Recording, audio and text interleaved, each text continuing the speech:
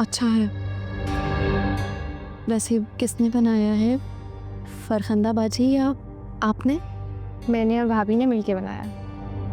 बहुत अच्छा है। मेरी बेटी के हाथ में बहुत जायका है, मेरी तरह। अब देखते हैं कि आपकी बहू के हाथ में कितना जायका है। उसे नहीं भी आता होगा तो मैं सिखा दूंगी उसको। ये हसन की कॉल काफी लंबी नहीं हो गई? ऑफिस से कॉल आई थी, कोई ज़रूरी ही बात करनी होगी। ऑफिस से इस वक्त कॉल? Very strange. वैसे अंबर, तुम्हें खाने में क्या क्या पसंद है? जी मैं सब कुछ ही खा लेती हूँ। फिर भी कुछ तो पसंद होगा ना? मुझे खिचड़ा बहुत पसंद है, अम्मी बनाती हैं। खिचड़ा? ये खिचड़ा क्या होता है?